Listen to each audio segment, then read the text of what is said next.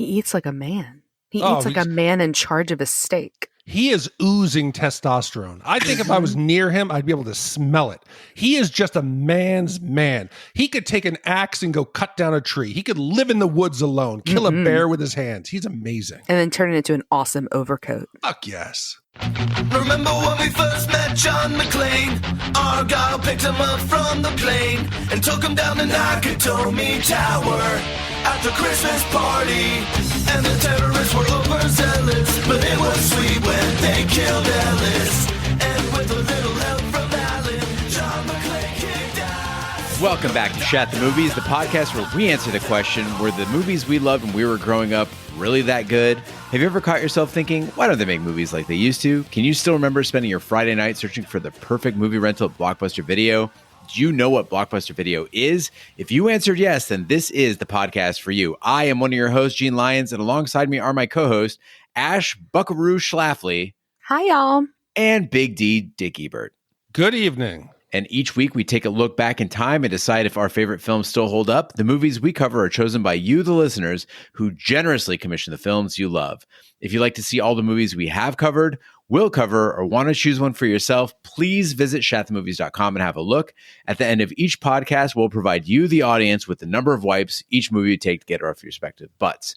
So thank you so much for listening. If you have not already, hit that subscribe button and share with a friend. That's how we help the podcast grow. And additionally, please subscribe to our sister podcast, Shat on TV, where we review TV series such as Westworld, Taboo, American Gods, Game of Thrones, True Detective, Lovecraft Country, and Watchmen. Find all that information and past episodes at shatontv.com.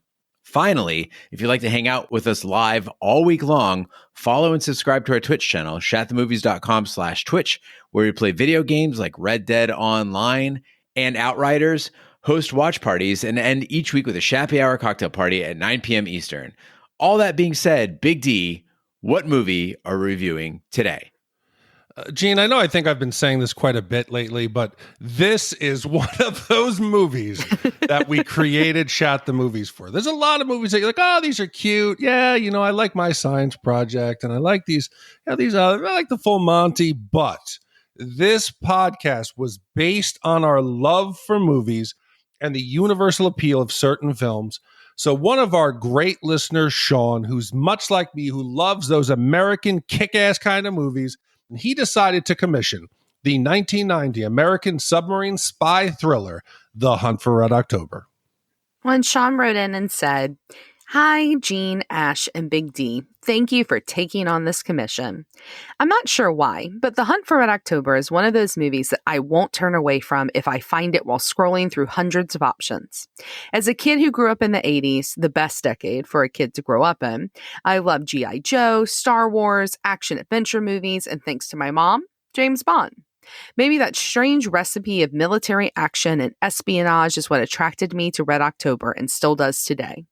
During a recent rewatch, my first impression was how many notable actors were in this movie. Sean Connery, fucking badass legend. And hello, the best Bond ever. James Earl Jones, another fucking badass legend. Alec Baldwin, just an ass, but still a great actor.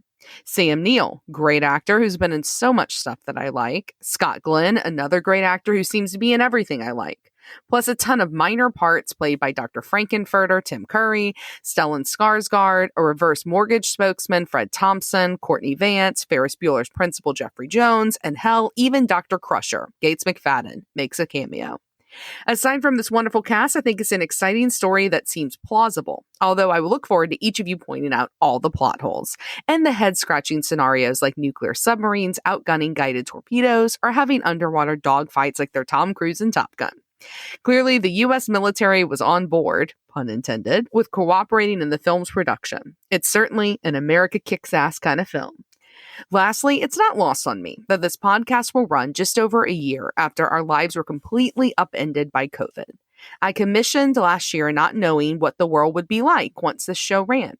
I started listening to you when Westworld first aired and found the Shat the Movies podcast soon after.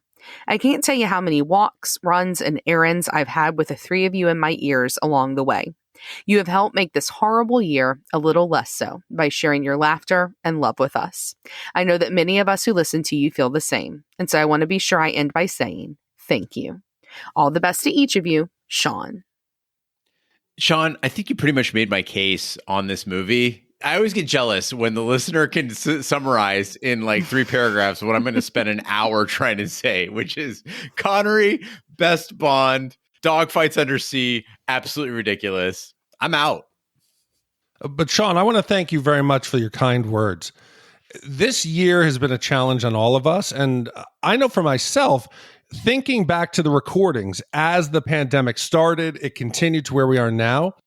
It's been a journey that almost I can timestamp by the movies. Like I remember in the beginning, Gene, when Roger and I used to joke, like in Road Warrior, oh, this is the pandemic. This is going to become our life. Humongous is going to be out there like, bring us your toilet paper and macaroni and cheese, to actually taking it serious to now hopefully on the backside. So, Sean, we're glad that we were there for you, and we're glad that you helped us along the journey, because I think the podcast and you as listeners made it easier for us to get through it.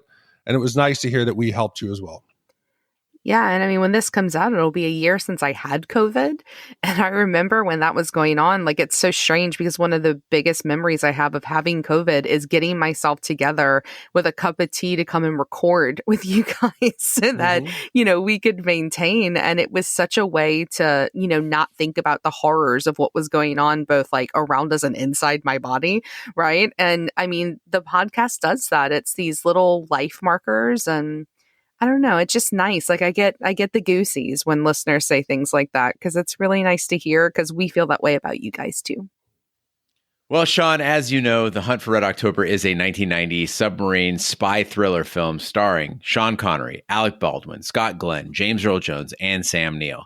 The film is an adaptation of Tom Clancy's 1984 best-selling novel of the same name, and the first installment of the film series with the protagonist, Jack Ryan. The story is set during the late Cold War era and involves a rogue Soviet naval captain who wishes to defect to the United States with his officers and the Soviet Navy's newest and most advanced nuclear missile submarine. A CIA analyst correctly deduces his motive and must prove his theory to the U.S. Navy before a violent confrontation between the Soviet and American navies spirals out of control. Following its wide theatrical release, the film was nominated for and won a number of accolades. At the 63rd Academy Awards, the film was honored with the Academy Award for Best Sound Editing, along with nominations for Best Sound Mixing and Best Film Editing. The Hunt for Red October received mostly positive reviews from critics and was the 6th top grossing domestic film of the year, generating $122 million in North America and more than $200 million worldwide in box office business. Big D, we'll start with you. What is your memory of The Hunt for Red October? So I can't remember the exact first time I saw it. I'm assuming it was on a rental from like Blockbuster, but there is one viewing of it that is stuck in my mind. I remember I was in college, and this was back at the time that big screen TVs did not exist. HD did not exist. The only way you could get a bigger screen was one of those that was like super deep. It was just a giant box, and the resolution was trash. I had a date with my girlfriend set up, and I remember I was walking down the hall to go see her, and a friend had a suite, and it was playing on the wall with a projector, The Hunt for Red October. It was the very beginning of the movie. And I was like, holy shit, this projector is gigantic. I got to come in there. I remember sitting down to watch this on the wall of his suite.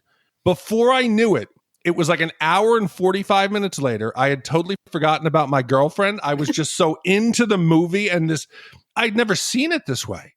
I totally missed the date. She was pissed at me. But The Hunt for Red October has, much like Sean says, anytime it's on, I find myself drawn to it, and I will sit there and watch it. So it's become one of my favorite movies of all time. See, I had a Gene Lyons moment this week where like Gene will think it's a different movie. I thought this was Under Siege. I thought this was the movie where the stripper jumps out the cake. I thought Steven Seagal was in it. Very different. I mean, there was a cook. Yeah. A deadly cook. A very deadly cook. But I mean, I was like, oh shit, we have to watch this fucking movie, because I remember Under Siege and I hated it. And then like Sean Connery comes on and I was like, oh, well, maybe this is something different. And I'm so glad it was, because I had never seen this before, I don't think. And I mean, I messaged you guys while I was watching it. I was genuinely sad when I realized the plot was wrapping up. Sean, thank you so much, because this is a great fucking film. I'm so disappointed. Usually I'm quicker with my sound bites, but Ash, I was a little delayed on this one, but I'll still give it to you. Go tell the captain he spit my soup. Right back, you got fire in here. Get my pies out of the oven. Yeah, that's what I thought we were going for. And I was prepared to talk about ponytails and stripper cakes. And so glad we're not. See, to me, guys, there are dad movies and there are dad movies. And The Hunt for Red October is the ultimate dad movie. I have a friend, Matt Bengry, who lives in Illinois, very dear friend, moped buddy of mine. And his dad recently passed, Mark. And this was like that dad who let all the guys come over and hang out and drink his beer and like wrench in his garage using all his tools. And he's that dad that had like the snowmobile and the jet ski and the truck and a couple of motorcycles. And like 90% of the house was a garage with just incidental house attached to it. Big yard, rotting lawnmower. That's that guy.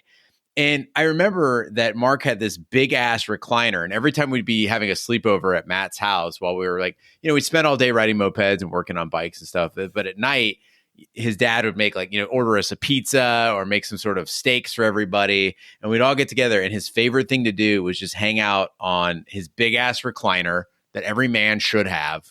And I'm not trying to assign like gender roles here, but guys, if you don't have a recliner, you're missing out. Every man needs. Big D, you got a recliner? Part of my couch reclines, yes. Okay, so you're compromising. It's okay. Yes. It's okay. Yes. I have a standalone recliner, but I don't have a family, so I get it. But, Mark, he would sit down on his recliner and he'd be like, boys, U-571 or Hunt for Red October is always a submarine movie this guy loved to watch. Not from the Navy, just really loves submarine movies. And he would tell us all about naval tactics and all the schematics of the subs. And this one was one of those movies that I first saw with Mark, and watching it without him, it just felt absolutely wrong. So I want to dedicate this one to Mark Edward Bangry, who passed away sadly in 2020, and really brought a lot of joy into my life. So with that, let's sail into the deep blue. Big D, take us to the trailer. The most brilliant commander in the Soviet Navy. Ramius trained most of their officer corps. He's nearly a legend in the submarine community. The most deadly submarine ever built. This thing could park a couple of 100 warheads off Washington. Nobody'd know a thing about it until it was all over.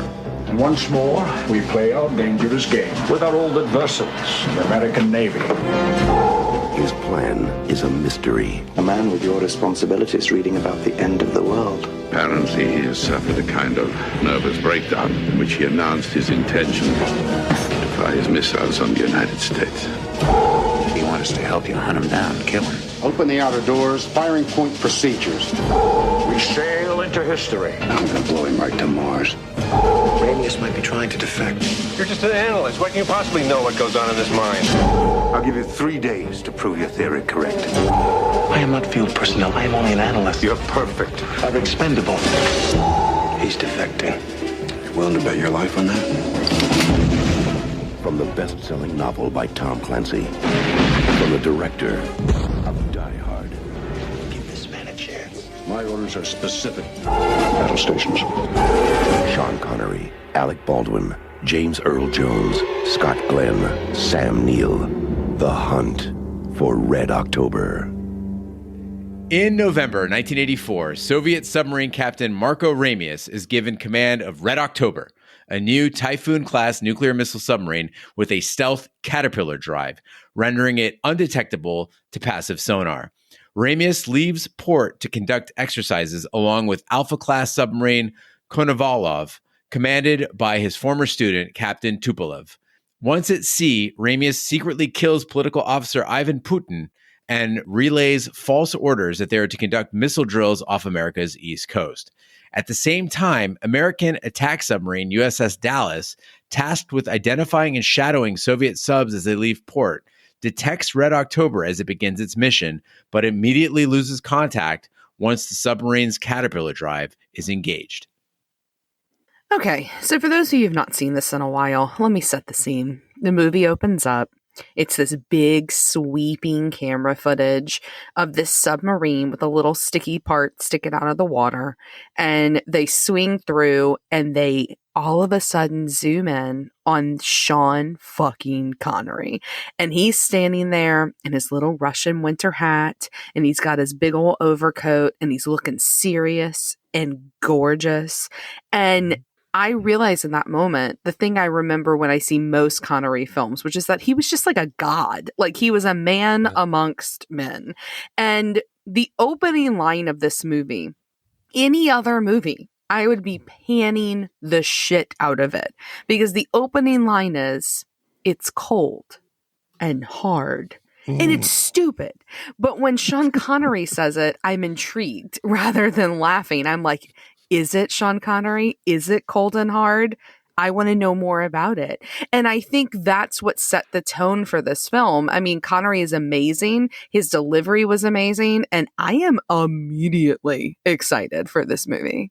So the ghost of Mark Bangry will have you know that part of the submarine is called the sail. The sticky outy part? The sticky outy part is called the sail. Ash, I completely agree with you, though. Sean Connery's bearing in that uniform is so stoic and so unquestionable. Like he is just projecting ultimate power. And this has got to be his greatest role. I mean, Sean talked about Sean being in the role of Bond, and he was an excellent Bond in those tiny shorts and his incredibly misogynistic way, his womanizing, nasty ass Sean Connery ways that you still kind of got turned on by.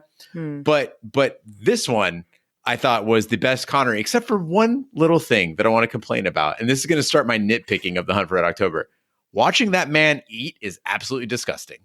He eats like a man. He eats like a man in charge of a steak. He is oozing testosterone. I think if I was near him, I'd be able to smell it. He is just a man's man. He could take an axe and go cut down a tree. He could live in the woods alone, kill a bear with his hands. He's amazing. And then turn it into an awesome overcoat. Fuck yes. But I just feel like Big D, this would be like if we were planning for the podcast, it'd be like, all right, Gene, here's what we're going to do. All right, we're going to start off with our memories of the movies, and then we'll move into plot point 1. Oh, he would just give me those steel eyes with that beard, and I'd be fucking put right back in line. And Ash, you're right. This movie sets a tone right off the bat. You have to grab people within the first 2 minutes, and this movie does it. Between the shots of them up on top of the sticky part, out of the water, and they're really driving in this Cold War feel. And the movie starts out, and to give it that authentic feeling, they start speaking Russian, which I loved. All the characters, regardless. I know that Sean Connery has been panned throughout his career for his delivery, and the Russian that they speak in this little bit of the movie is supposed to be atrocious. But going from Russian, and you have Putin, the political officer, he's reading the passage from the Bible. And as the camera turns, when they hit on the word Armageddon, which is the same in both English and Russian, it switches to English. It is so smooth, and that little effort that they took to set us in the mood and then get us comfortable, amazing. Totally agree, Big D. It was super smooth, and I'm surprised more movies don't do this. We always are caught with that conundrum of like, do you do dubbing? Do you do subtitles? Or do you just have them speak English but with an accent? Or you just have them speak English with an English accent? Sometimes that works. Movies should do this all the time. I think after 1990, every movie that had characters like Enemy at the Gates, it should have been everybody just speaking English, but have that transition moment where you focus in, extreme close up on Putin's mouth, and then you go to English. Yeah, but if we're going to nitpick here, I mean, it's kind of funny though that when they go to speaking English, that Tim Curry keeps his British accent and Sean Connery keeps his Scottish. And I guess because Sam Neill is neither, like he's the one who holds it down with the Russian accent. I mean, that's kind of laughable, right? One of our listeners, John Lish, said the only thing that could have made this movie better was if Sean Connery had tried an English accent. That would have made the movie so much. Can you imagine Sean Connery trying to do a Russian accent? It'd be terrible. And if you didn't notice while watching, let me ruin this movie for you. So Ash, Big D, if you ever want to rewatch this, guys, if you're listening out there and you've never watched The Hunt for Red October, like Flavor Dave, I'm just going to ruin the movie for you in advance, right? Every time there's a conversation of even remotely dramatic content, they cannot help themselves. The camera operator has just gone rogue. They start zooming in on people's mouths, and they do it from like 8 feet away. It's a zoom in on the mouth. And it makes sense in this one moment, like Big D mentioned on Armageddon, where we're focusing on one word out of Putin's mouth, and then the language changes. I get that. But here, they're doing close-ups of everybody doing everything, whether it's Sean Connery eating or James Earl Jones talking about fucking stuffed animals. And it's not just like close-ups where it's like, you know, you got the establishing shot and then it's a close-up of the mouth. No, it zooms in from far away into the mouth. It was very distracting and absolutely pointless. Yeah, and I'm always saying that you should watch my favorite show, 6 Feet Under, and I'm glad that you haven't yet because they're really bad about doing this on that show. And I think this is the precursor to like what happened in the late 90s and early 2000s. Like I think the 90s were the weird zoom ins, and then it transitioned to where in the late 90s and 2000s, every movie has that moment where like they zoom in to the person that's on screen, and the background is the only part that zooms, and that person stays exactly where they are, and they play some dramatic music. Like I'm thinking of like Godzilla with Matthew Broderick. It happens every 3 seconds in that movie. Like I don't know. I think this is the early 90s version of that, and I noticed it, but I didn't find it super distracting. See, I disagree. I think it's, how do you make a scene within a submarine compelling? You're shooting in something that's the equivalent of like a closet. You can't see both combatants. You can't see really what's going on. So you have to focus on the little bits, the instruments, the faces of the crew. And to effortlessly navigate around that tight compartment, I think they do it well. Yeah, and I guess one way they do that is by color blocking the differences between the American and the Russian subs. And I did kind of laugh the first time we saw the inside of the Russian sub because it's colored exactly the same as the Imperial Army ships in Star Wars. I was waiting, you know, for dun, dun, dun, dun, dun, dun, like in Darth Vader to come around the corner, and all of a sudden he's part of the Russian army because it looked pretty fucking similar. Yeah, super similar. So it lets you know immediately what sub I'm on. I like that. I thought it worked well. And beyond that, guys, I think this is the first movie I saw that showed me the sheer size of the submarine. I think that, you know, a lot of us went to Disneyland, we got in that submarine, we thought that's how big subs are. No, they describe that this is a mammoth vessel, right? They show it from the outside. It's 650 feet long. And that allows us to imagine the terrifying scale. So that even though they do most of these shots, the con where the command center is, we understand that this is not some tiny dinky little rig. This is a big ass boat. Yeah, and Ash, you talk about the tie to Star Wars. It just clicked in me. Also, a similarity here is the music. This movie opens up with the hymn to the Red October, which is the theme for the movie. So good. And I believe that this one was performed by the Red Army Choir. It sets that Cold War dramatic tone. And if you notice, part of that sounds very much like the Imperial March. You've got that dun, dun. It's that driven drum beat. And it starts to give you that feeling of that the Russians here are the empire. They're the big bad guys. And when they start singing the Soviet anthem, and Ramius proclaims, "Let them sing," the mix of all this, just setting the tone and the lights and the music, it just gave me goosebumps. Much like the Red October clearing the canyon and making its way to open sea, I felt like this was us as movie watchers getting out of the 80s.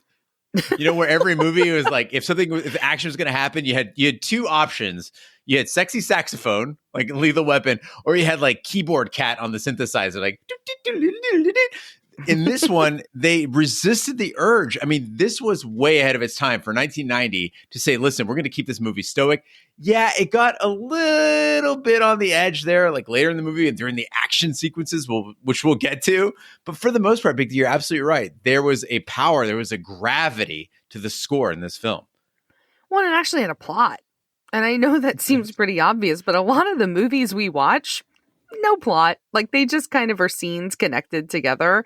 And this is usually what happens, right? Like they either introduce too little plot, see Species, or they introduce too much plot, see The Final Countdown, or they just shove it all in our faces, like in like a really obscene way. And what I loved about this movie is it didn't fall into any of those like typical pitfalls. We get the plot. It's complicated, but not too complicated. It's interesting. I'm intrigued, like I said from the beginning. I want to know who this captain is. I want to know how Jack Ryan's going to help. And I found myself really invested in the story. And in this part of the movie, Connery's character in a really brutal way kills Putin. He kills the political officer. And like, I actually like gasped because it was such a surprise. And I don't know, at that point, I think that's when I texted y'all for the first time. I was like, oh God, this is my fuck yeah moment on Shat. And I got super stoked. Dude, what I respected is that so many times in movies like this, they'll focus on the main characters and they don't give any real attention to the little smaller characters that set the tone. In this, it's the first movie that military generals, they act like generals. The National Security Advisor and the politicians act like politicians. They're competent, they're intelligent, their actions make sense, and it's believable. And the performances of those side characters make this so different than Air Force One, where it's ridiculous. Here, everything keeps you grounded. Big D, you're absolutely right. And what was fascinating about it is even the fact that the National Security Advisor made the point to Jack Ryan. He's like, I'm political here. Like, I'm a politician. Yes. But he's the one in charge. And that's how it actually fucking works. That I would say, and Big D, I mean, with all respect, I mean, you were in the Army, but I would say that a large part of our national defense decisions are made on a political basis, not on a strictly military basis. Right. Most movies don't take that into account. And a final thing to applaud before we move on is addressing the reality of sub-technology too. Now, we did the final countdown. We talked about the Nimitz class ships that were out there, and they're still out there today. Aircraft carriers haven't changed a whole lot. There's a new breed of them coming out, expected. It has been expected for several years. But subs, on the other hand, this is where like the real action is, right? This is where the real innovation is happening. And while aircraft carriers are really stuck in the 70s, I kind of thought that subs were all, like I mentioned, like they dove underwater. Maybe there are like 20 guys on there. No, subs are changing all the time. And there's different types of subs. And that's what I really loved is we also got to see this breadth, this spectrum of technology and different subs and different jobs that they do. And Hunt for Red October addresses that. And again, that doesn't sound like a big feat, but remember that this movie is accomplishing intrigue and action and personal motivations and technology. And it does it in a way that's not distracting or clunky in any way. I mean, this is masterful movie making. Totally agree. Well, the next morning, CIA analyst and former Marine Jack Ryan, after consulting with Vice Admiral James Greer, briefs government officials on Red October and the threat it poses. The U.S. fears Ramius plans a renegade nuclear strike. They also learn that the bulk of the Soviet Navy has been deployed to the Atlantic to find and sink the sub. During the briefing, Ryan hypothesizes that Ramius instead plans to defect, and National Security Advisor Jeffrey Pelt gives Ryan 3 days to confirm his theory. He is sent to an aircraft carrier in the mid-Atlantic. And meanwhile, after some delay, Tupolev also receives orders to intercept and destroy the Red October. So, Gene, like you mentioned about the subs, most people coming into this, they don't have an idea of how a sub works, the size, what the Navy does, what are the procedures. So this movie does something exceptionally well. They're going to do foreshadowing the right way. They're going to give us all the information we need in the first act to make the second and the third act make sense. The characters have conversations that explain the final advance of this movie and the plot to where we don't have to ask, how the hell did they get there? When Ryan lands on the aircraft carrier and he's having a conversation with the captain, he says, well, how do we get them off there? How do we make them want to get off of a nuclear sub? And, okay, the inspections aren't going to work. How can we do this so that they're going to get off the ship and report back that it's gone? They're working through the problems on screen. So finally, at the end, when Ryan is faced with this big situation, it clicks and we all go, oh, okay, that makes sense. We feel like we're sub-experts as well, and we were along the ride for that decision-making. Listen, if you listen to any TV or movies, podcast, you're like, oh, fuck you can talk about Chekhov's gun. Yeah, we are, again, for the 100th time. But Chekhov's sub here, we see the rescue vehicle, as Jack Ryan is going to visit that subject matter expert, and you're eventually going to get to see it in action, but that's not a bad thing. It's not like, we saw it coming. It's more like, cool, I want to see that motherfucker in the ocean. Yeah. It's great. It's a teaser and it works. Yeah, and it immediately made me nervous for the characters because it was so tiny. It's like this little tiny sausage looking thing next to this giant. I mean, it did. It looked like a little sausage. Like next to like this whole big ass submarine. This honking sub. And this honking sub with this tiny little sausage. And I went, oh God, they're going to have to get in that, because I shared on the Final Countdown pod, like I'm super claustrophobic. And in that, I thought just their living quarters were tiny. But in this, I'm going, oh my God, how are they going to get in the sub? Like Jack Ryan, he reminds me so much of me because he's anxious. Like I am not cut out for this world. This is going to be a problem for him later in the movie.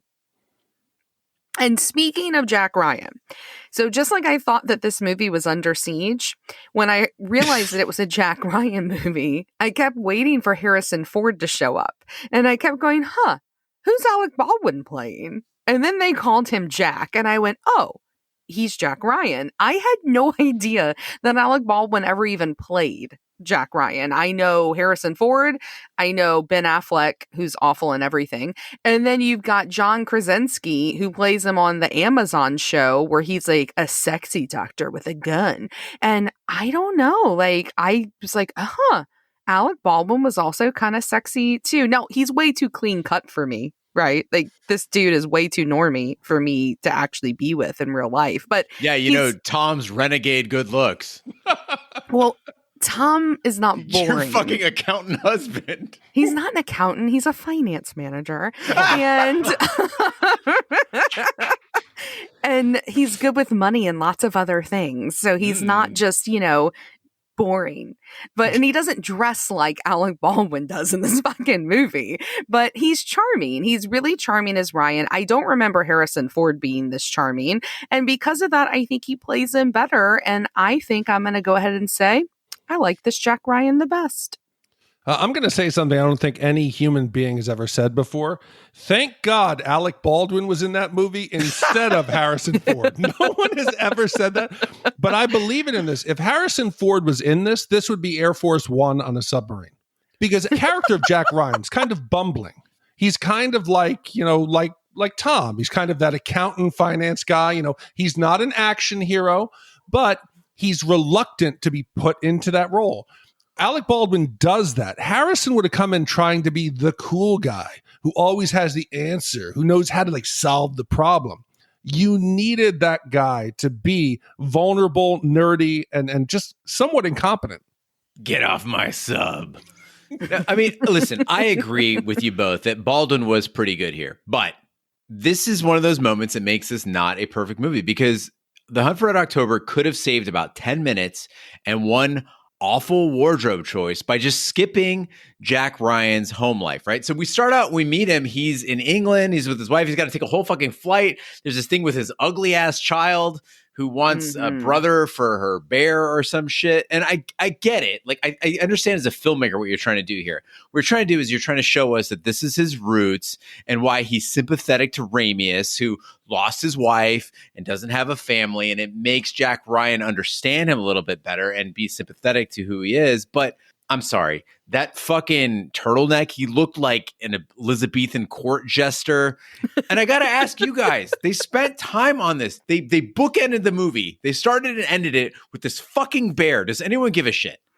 No, they don't. And I have to ask another question. Do they change his wife's story in the Harrison Ford movies? Was she British in those movies? I don't think she was. I don't remember him having a wife. Well, no, because he does, because he has a little girl, because I remember she loses her spleen. I just remember they have a house in Maine. Some terrorist attack. No, she loses her spleen. This is a big moment from my childhood because it's how I learned that you didn't need your spleen. And I was in a car accident at some point in my childhood, and I was like, oh no, I'm going to lose my spleen, because I thought that's what happened to little girls when they got in an accident. So he has a kid in those movies and a wife. I think it's, what's that one? Present danger that's clear. Clear and present danger. Yes, clear and present danger that's clear. Ash was thinking of the French title for the movie. Yes. Le dangereux présent. I'm sorry, y'all. I don't know action films well. No, it's okay. And talking about action, this movie is broken almost into two parts. You've got what is going on below the water, and what's going on above. And I think in this movie, both work equally well. The scenes with the Russian ambassador and U.S. National Security Advisor, it shows the real world complexities where they're playing chess both ways. Oh, we've lost one of our subs. Could we do a joint rescue mission? And the whole time they're both fucking winking like, yeah, okay, I know what's going on. You're fucking with me. And we start to get to see how the above water tension, where you've got these two fleets are converging. We've got the politicians continuing to lie. You got the crash of the plane on the aircraft carrier. And I think it's the captain on the aircraft carrier says, this whole thing is going to go wrong. Like all of a sudden, we're on the edge of war. And to navigate that perfectly, I think the balance was great. Yeah, I love double speak done well in movies, and probably because it's an art that completely escapes me, right? Like, I understand people okay-ish. Like, I understand that when people talk to me, sometimes I'm thinking, you probably could have worded that a little bit differently. I would have done that a little bit differently just to avoid the bristling, right? Just to avoid the ego there. But like in this case, you've got these diplomats setting like verbal traps and applying soft pressure. And it's something I'm genuinely jealous of because it looks cool as shit. Like, this is a superpower I would absolutely love to have. Well, due to an unknown saboteur's actions, Red October's caterpillar drive malfunctions during risky maneuvers through a narrow undersea canyon. Petty Officer Jones, a sonar technician aboard the Dallas, has discovered a way to detect Red October using his underwater acoustic software, and the Dallas plots its own intercept course. Ryan arranges a hazardous mid-ocean rendezvous to board the Dallas, where he attempts to persuade its captain, Commander Bart Mancuso, to contact Ramius and determine his intentions. The Soviet ambassador informs the U.S. government that Ramius is a renegade, and he asks for help in sinking Red October. Ramius is stunned that the Americans correctly guessed his plan, and he stages a nuclear reactor emergency, ordering his crew to abandon ship. Ryan, Mancuso, and Jones come aboard via a rescue sub, at which point Ramius requests asylum for himself and his officers. Let's talk about Jones. Jones is the motherfucking hero of this movie. Young Courtney B. Vance, he is so good in this movie. And Jones, he saves the day. I mean, he not only creates this little way to ID the sub, he basically guides them throughout the rest of the movie. And I love, again, that they gave us just enough science that we buy why he did it without having to be navigators. Because, they're drawing lines on charts with erasable pencils and it looks all formal. And I don't know what the fuck any of that's supposed to mean. They throw in words like magma displacement and whale noises. And even though I know nothing about it, I'm like, yeah, you got it, Jones. Like, it was awesome. Ash, you want to talk about feeling old? We saw Courtney B. Vance in Lovecraft Country this season as we covered it for Shat on TV. He's so young in this movie and so adorable. And you know what? Another aspect to this, again, remember, this is 1990. The Hunt for Red October did not have to make literally the smartest guy in the movie be both black and eccentric, right? But they did. And again, I talked about how there were so many aspects of this movie getting it right. From a plot point, from a scientific point, from an action point, from a suspense point, also from a point of representation, it shows that it is possible to fucking nail it in every way when you're making a movie. And I love the way, not only is he the expert in sound and that he builds up what it is to identify these sounds, they then start to twist that and use that as a device to drive the tension. In the sub, we can't see the other sub. We don't know what the fuck's going on. So instead, we have the pings. We have the torpedo screws. We have that beeping it does with the proximity of the torpedoes to the subs. And as Ramius, when they're in the trench and they're going and they're flying blind, essentially driving their car down the highway with all the lights off, and he's counting in his head. And the crew is like 15 seconds out of the lane, and he's still holding it. He's doing the math in his head. The tension is so built up just by those little sounds. It's better than any Michael Bay $200 million set of explosions. But I could just imagine career Navy people going, fuck this. I mean, I'm just thinking, like, is Sean Connery accounting for how long it takes for the guys to relay the order and then that last guy to do it like slow as fucking hell? Because here's the thing is, if I were doing this, Big D, listen, no military experience other than Air Force Junior ROTC, I'd be like, listen, everybody get ready to do this thing. And then when I just say go, you motherfuckers just do it. You don't need to repeat it every time because that's like 7 seconds of just chain of command going right, full starboard rudder. Right, full starboard rudder. Right, full starboard rudder. Right. And I understand this is going to be the one nitpick that I will say about this movie. I couldn't figure out why they were doing the whole trench run. Nobody can hear you. Why aren't you going straight for the coast? Okay, I got this one. So I think the issue there is that they understood that they had that coastal monitoring. And although their Caterpillar drive would keep them invisible to the coastal array that the U.S. has, they had to activate their propellers at one point, and therefore they needed to hide. Now, the sequence isn't quite right? Because in this case, they had the drive active when they went into the canyon. Yes, yep. But I would understand if you had to use a propeller, you'd have to go into the canyon to mask yourself from sonar. Yeah.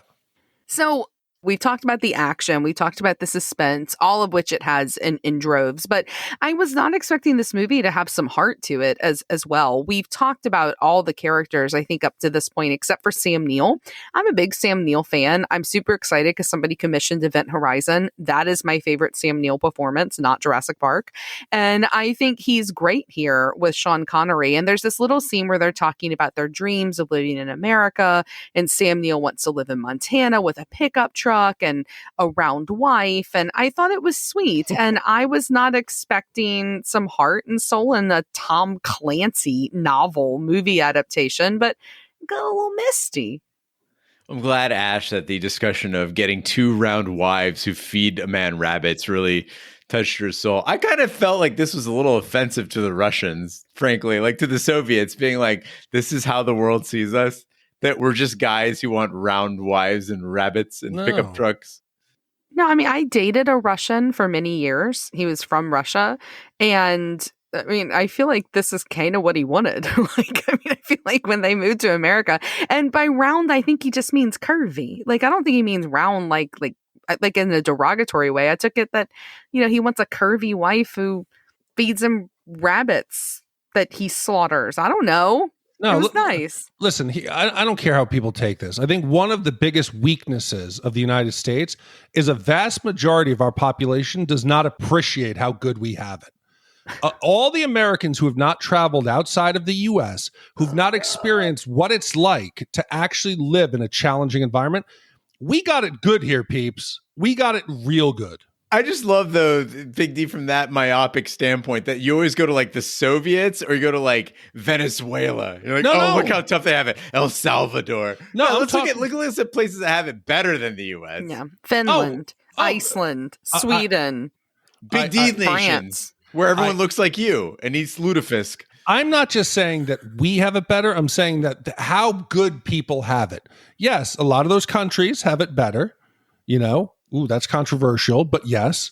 Okay. But I'm just saying that people, instead of thinking, how good do I have it? They always think about how bad do I have it? Oh, no, that I totally agree with. Listen, King B and I have these conversations all the time where he'll be like, life fucking sucks. Hold on. My Grubhub's here with my Indian curry that I ordered. Or he'll be like, oh my God, the government's fucking me. Yeah, I used that PPP loan to buy my truck. I get it. I mean, I get it. Like, we have it pretty fucking good. Don't get me wrong. People ask me all the time, like, so you ever going to go to Iran? Fuck no. A, have you seen the women? No, thank you. B, let's see what happens to me as a 40-year-old man going to Iran with an Iranian last name. One, they're probably going to be like, yeah, we're going to need you in the military. I'm 40 years old. Yeah. Get your ass in there, right? Be fucking riding a dirt bike with a rocket launcher strapped to my back for the rest of my life. I don't need that. Kind of sounds awesome for like a day. Kind of does, actually. But Big D, this culture clash, though, this meeting of the Russians and the Americans, I think made for one of the greatest scenes in 90s cinema. I mean, you talked about goosebumps that you got. I got goosebumps when the American crew boards the Red October and they're standing directly across from the stoic Russians. And I get there might be some stereotypes at play here, but the way that Sean Connery and Sam Neill and that Russian crew of the Red October are holding their officers' caps and that difference in their uniforms with this stoic stark black against that tan of the American Navy. Just the entire demeanor of these two different groups meeting each other. And then they have those flickering lights and like the kind of the warning klaxon. I could have just bathed in that tension for another 15 minutes. I loved that standoff. And like you said, an emotional response from you looking at a scene like that. This is the power of film. And a lot of movies never reach these heights. It's brilliant.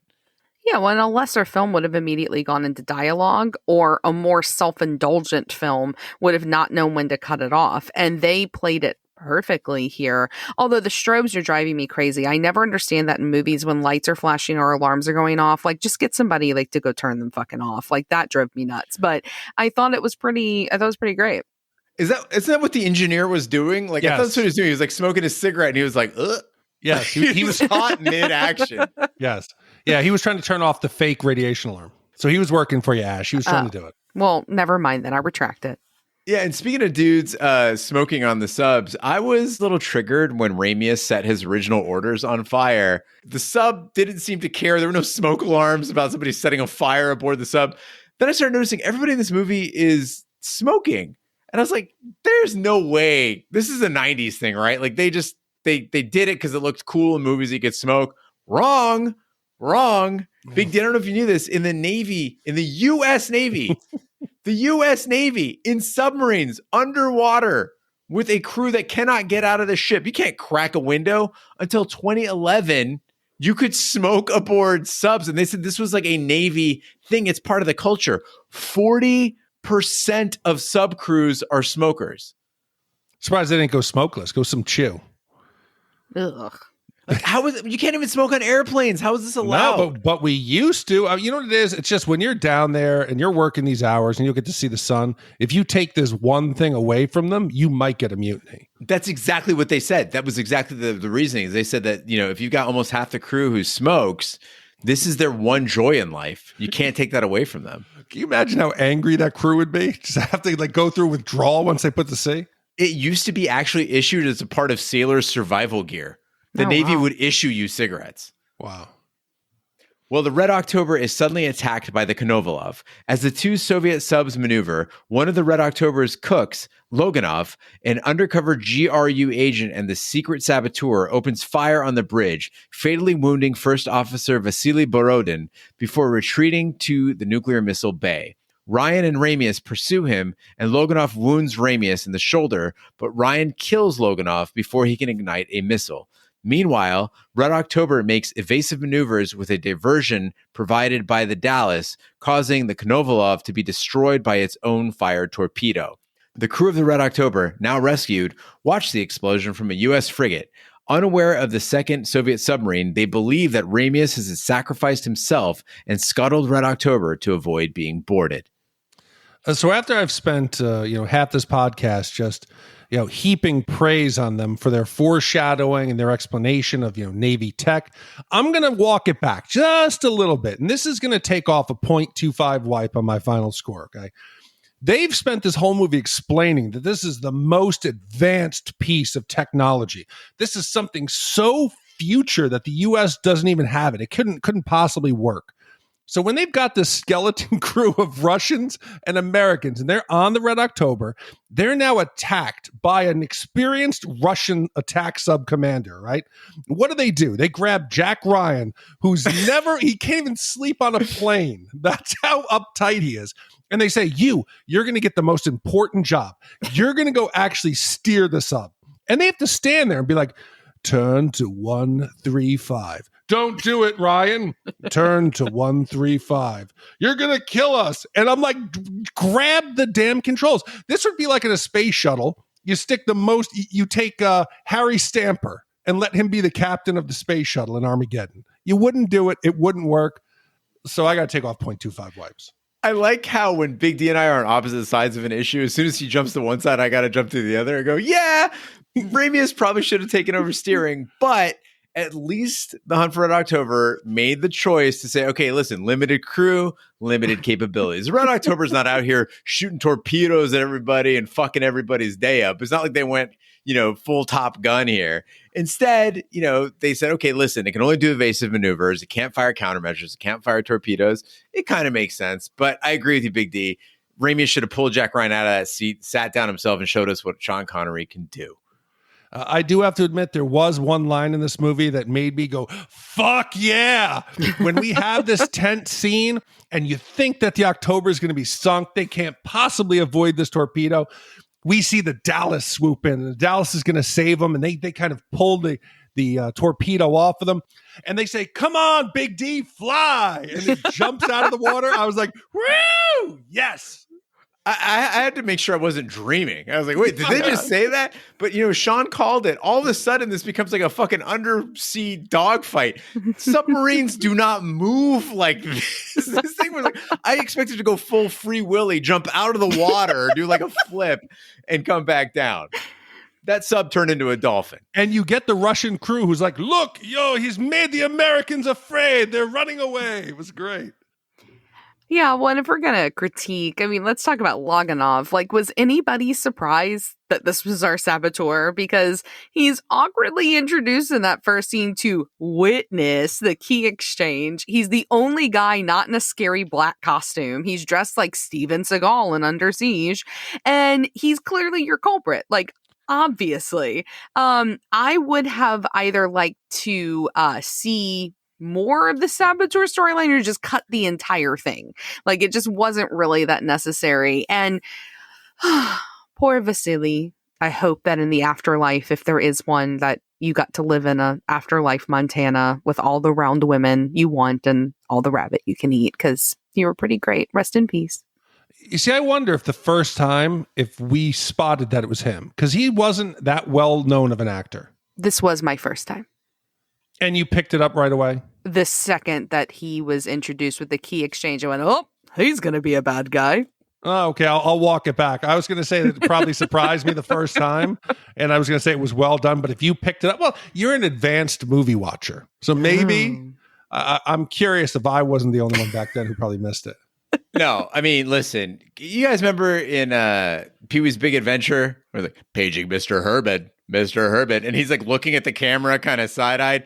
That's what Loganov was doing this whole time. He was side-eyeing the camera. This entire plot didn't even need to happen, though. That's the issue. It's like, you've got the Konovalov coming after them anyway. That can be the twist at the end, right? As the Russian sub shows up and it's like, holy shit, this guy didn't need to be here. The shootout on the sub was, it took away from the quality of the movie. It didn't enhance it at all. Well, but they were trapped. From the beginning, when they introduce him, he becomes Chekhov's chef at this point, and so he has to come back at the end. And he seemed extra because you had Tim Curry there. Yeah. And Tim Curry, as I thought the doctor was going to pull some shit. So he's a doctor. He suspects something is up, but he does nothing about it. And at the end, he's like, oh, they should give you the whatever the fucking Russian equivalent is of the Medal of Honor, Ramius, because you're like, what were you doing here, Tim Curry? Yeah, I like that. You have Tim Curry cause the first sabotage. He's off the ship. Then we remove the second one, tighten it up by a couple of minutes. I like that rewrite. Or just don't have Tim Curry in the movie because he's a total wasted actor. Tim Curry is the best. I love fucking Tim Curry. But it was like his agent was like, hey, you're going to do a more well-known film. And so they used you for all of 5 minutes of screen time. Sean, when the wipe scores come out, I just want you to remember this entire exchange here, okay? Just lock this into your memory, and then what I'm about to say next. I know I'm the guy who cheered when Arnold Schwarzenegger shot Salim Abu Aziz on a Harrier missile through a skyscraper and into a helicopter full of Crimson Jihad. Yeah, I'm that guy. I get it. But True Lies is a comedy. The Hunt for Red October shit the bed with this multi-sub dogfight that culminated in one of the most ridiculous developments I've ever seen in film, which was the Russian sub running into its own torpedo. The Red October, as I mentioned, it's 650 fucking feet long. It's not doing any evasive maneuvers along with the Dallas that it's going to drive a torpedo in a fucking 360 circle and back into the sub that launched it. No, I'm not buying this shit at all. So angry. Well, you have to acknowledge that this was like, this did not need to happen. No. Have the Dallas shoot the fucking Konovalov. And, Ash, you were talking about how bad you felt for Sam Neill. I felt really bad for Ramius because throughout this movie, he keeps talking about his dead wife and nobody else wants to talk about her. And at one point, he straight up says to Sam Neill, "My wife died while I was at sea." And his best friend in the whole world, Sam Neill, says, yeah, I gotta go. Like, I got some dino shit to do. See you later. I don't know. I mean, maybe I'm creating some fan fiction here, but I kept imagining that there was something like untoward or, some sort of conspiracy behind her death. Like maybe the Kremlin had her killed or something. Because the way they acted, it's like it wasn't normal. Like it wasn't just a normal dude. His wife died. Well, I think he says it. He says, I made her a widow the day I married her. So I think he's just upset that his life at sea and what he had to do as a commander made it inevitable this was going to happen. I think Ash wanted something more like KGB Poison Umbrella action or something. Yep. Yeah, it's a different movie. Little Needle. Well, Ryan and Ramius, their subterfuge complete, navigate the Red October into the Penobscot River in Maine. Ramius admits that he defected because after he was handed the plans for Red October, a nuclear war first strike weapon, he concluded that he could never support such an action. From atop the submarine sail deck, Ramius, pleased to admit it to America, offers Ryan a fictional quote from Christopher Columbus, and the sea will grant each man new hope as sleep brings dreams of home. Ryan nods in agreement and offers in return, welcome to the new world, sir. So my favorite part of this ending is the final insult that we get to the Russians. We now have the Red October. We're going to be able to take it apart and get the technology. We get to see one last time the political intrigue in the chess match. When the U.S. National Security Advisor and the Russian ambassador meet, and the Russian ambassador is like embarrassed to say, hey, I've lost another sub, basically telling him, hey, this is too convenient. We think you have the Red October. And the U.S. National Security Advisor is like, well, maybe one day we'll have the technology to get down there and see. Even to the very end, they're both playing that part, like you said, the double talk, Gene, and I think it's a great ending. Is it? I mean, I don't know. I mean, everything kind of had to work out exactly right for this one to work. Like, I get that Russia's not the U.S., but aren't people going to wonder where all those guys that died on the sub went and why they were killed and why Stellan Skarsgård was in this movie? And won't they come looking for the officers that defected? I mean, the Russians, they're like elephants. They don't forget. So aren't they just going to build another Red October? Because I feel like these dudes, including Ramius, they're going to wind up poisoned or shot in their sleep by some KGB agents like Kerry Russell in that show, The Americans. Like, that's what's going to happen to them. It's just too clean. Well, there's two different things. There's knowing something and proving something. The ability to prove the U.S. has the sub is very different than the plausibility that this may have happened and they may just have lost those two subs. So I can explain away some of it. So I guess I'm mixed between the two of you here because the wreckage of the Konovalov, which did blow up, right? They don't know where the Konovalov went. The Russians don't. And so if they see a Typhoon class ship got blown up and there's evidence of that explosion, they can go, okay, cool. Well, that might be the Red October. They're both Typhoon class ships. The Red October is just an enhanced one. And as far as building another Red October, if the Russians do believe that the Red October was compromised and boarded by Americans, then building another ship with the Caterpillar drive's kind of pointless because the Americans already know your signature. But Ash, you're right about the bodies, because bodies, even if the wreckage went into this trench, bodies don't all sink like that. They'd be blown all over the ocean, and you invariably find, I mean, you got, a couple dozen dudes on a boat, some body is going to float up here. I think the understanding here, though, is that these are American waters, essentially, that you're in, or near American waters. They're on our side of the Atlantic, and that it would not be in Russia's best interest to follow up. But they definitely set themselves up for Hunt for Red October 2, Ramius' revenge. The part that bothered me was that they're having this entire Christopher Columbus conversation on the river about fishing and shit. Ramius has been shot. Is he just unbothered by this? Is he just so cold and hard that he doesn't mind the bullet in his chest? He's the Russian. Russians don't care about getting shot, and y'all that green screen work. Blech. It looks shitty. Bad. Looks so shitty. All right, now is the time when we give our wipe scores. Wipe scores are our way of telling you how many wipes this movie takes to get off your respective butts. 5 wipes is a disaster of a movie. It is Sean Connery eating a beef Wellington right in your face in extreme close-up. And Zero Wipes is a perfect movie. It is the Red Army Choir doing the hymn of the Red October. Ash, we'll start with you. How many wipes do you give The Hunt for Red October? So if you know me, you know that I have a hard and fast rule. I don't like movies that are over 90 minutes. Maybe 110 I can give you. Unless it's Lord of the Rings. That's an exception. But movies, they don't need to be that long. And I got real nervous when I looked at this one because it was 2 hours and 15 minutes long. And I was like, shit. But it felt like it was like 45 minutes. It did not feel like it was that long. It moved on at a really clipped pace. I loved every second. Like I said, I was super bummed when it was over. I thought it was a really solid story. I thought the action was awesome. The acting actually was really great in it. There was a couple of surprises that worked, great dialogue. Alec Baldwin was never better than he was here. Sean Connery, I would argue, other than maybe The Rock, was never better than he is here. But it was a little too clean of a story. That's what keeps it from being a perfect movie for me. Everything had to go just right. And I don't like that because that just doesn't happen. So I have a little bit of a critique. I also thought the fact that their accents changed constantly was stupid. But I thought it was a really amazing movie. And so it's not a zero wipe for me, but it's pretty damn close. I'm giving it 0.5 wipes. I would watch it again. I agree with you on most points, Ash. I always have fun watching Hunt for Red October, and that is a really big factor in a film, right? Ultimately, this is supposed to be entertainment. Do you have a good time watching it? Every single time. But I really think this is a tale of two movies. The second half requires the viewer to swallow quite a bit of bullshit to believe what the fuck is going on here with the dogfight and the torpedo hitting the Russian sub through like a big 360 loop through the ocean. So I have to measure this against other, I would say, military movies, right? And so if you think about Top Gun, is this more fun than Top Gun? I don't think so. Is it more stylish than Top Gun or more iconic? Not to me. Is it as emotionally impactful or visually stunning as Saving Private Ryan? No, not really. It's a very good movie, but I got to be real with the score here. It's 1 3/4 wipes for me. So Gene, I was ready to give this a zero wipe all the way, and I really felt strongly about that score, but going through it, I can see some tiny things. Yes, the wife, we could have taken that part out. We didn't need that wasted time. The skeleton crew and having Ryan, navigate this dogfight with these giant subs, that, and also the saboteur. For that, I'm only going to take off 0.25 wipes. I'm only taking off a tiny bit, but I'm saying this isn't perfect. It could have been perfect.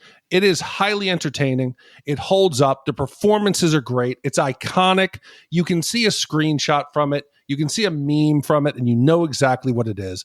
And that's a sign of a great film. So for me, this is 0.25 wipes.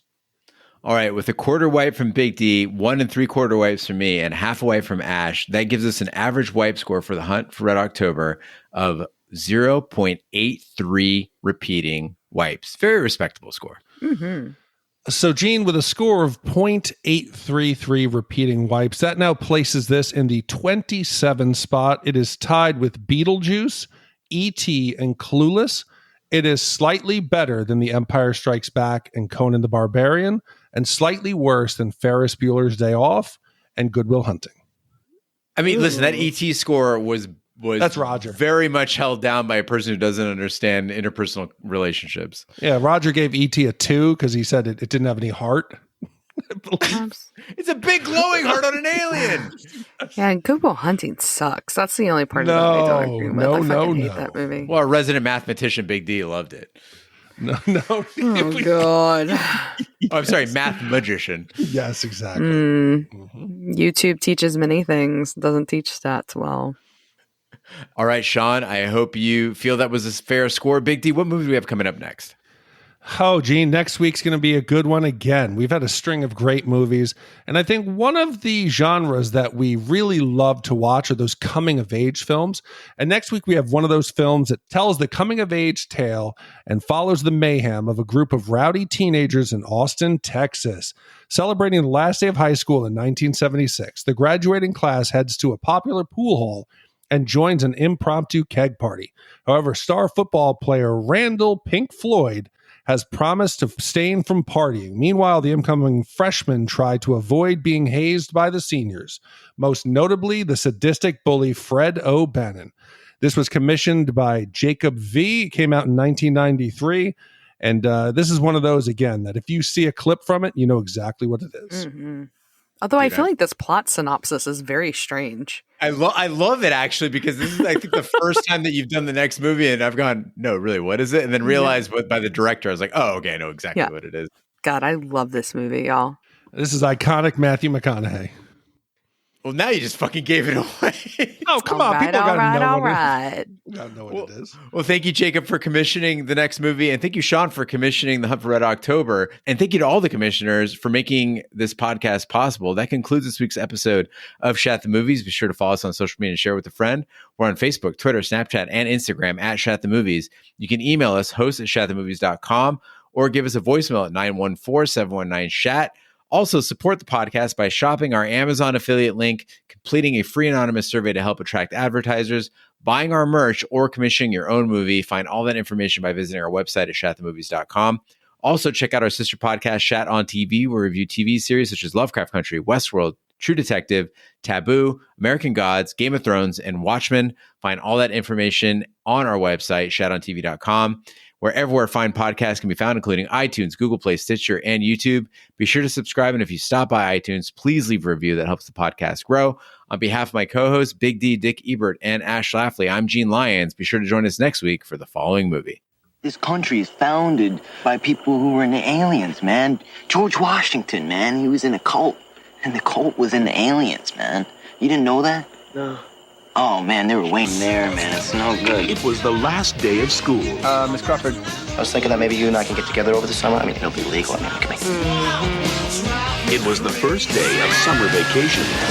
You guys know anything about a party here tonight? No, sir. It was a time they will never forget. There's a new Fiesta in the making as we speak. I thought he was cute. Oh, that's this. You thought he was cute? Thing. Do you realize when he graduated, we were like 3 years old? If only they could remember it. Okay. So you're not going to go to law school? What do you want to do then? I want to dance. You gonna be quarterback next year? I don't know. I might not even play. You're in need of a serious attitude adjustment, young man. Super dominant male in a 50s greaser uniform.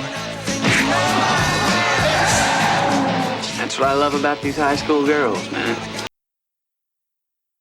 Yeah, I know, but like, it's her dad, so what am I going to do? You say I don't like feet? Please don't pinch me with your toes. You're assaulting me with your toes. Oh, no, if we're drinking and playing cards, I don't mind if he pinches me with his toes.